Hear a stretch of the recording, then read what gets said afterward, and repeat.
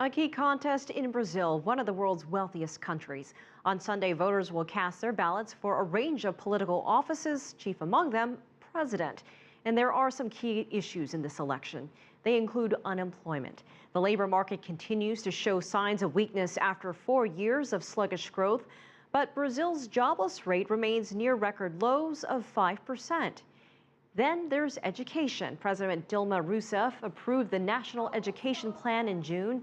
It pledges 10% of GDP to fund education. But some say it's too little, too late. More teachers are needed. Healthcare is another issue. Each of the 3 leading candidates has called for more medical staff in public health clinics. Those clinics are the main source of healthcare for low-income Brazilians. And then there is the issue of crime. The issue of violence in Brazil is historic. It is a circular issue. It goes back to the days of slavery in Brazil.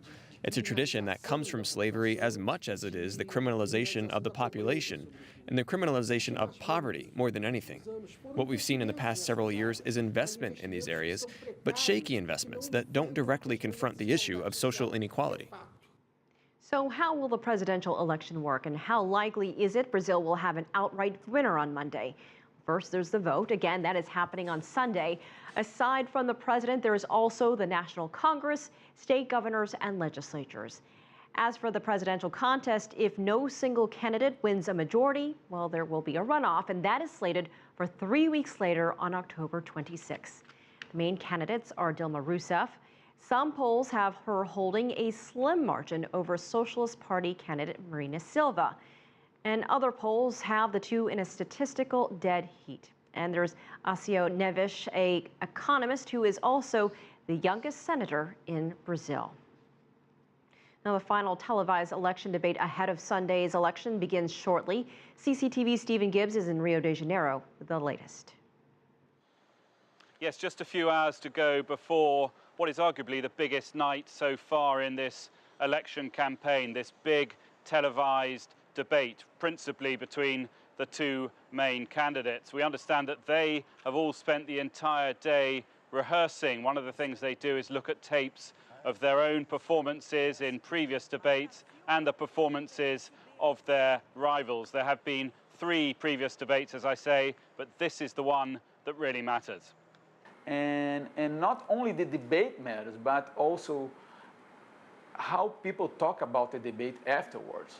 And especially now that we have social media and internet and so on and so forth, not only the official media, but also alternative media.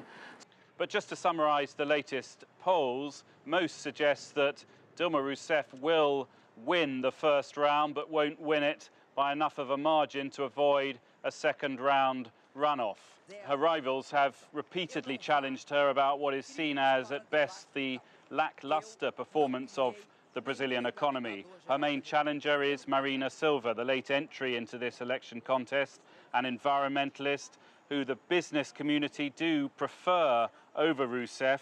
Her weakness is seen as a lack of concrete policy decisions. So the challengers in this debate will be pushing her on that. And finally, Acio Neves, the more right-wing, arguably, of the 3 candidates, perhaps the most pro-business, written off by some in the early weeks of this election, particularly after Marina Silva entered, but now seeming to creep up in the polls. There is an outside chance he will get enough votes to make it through to the second round.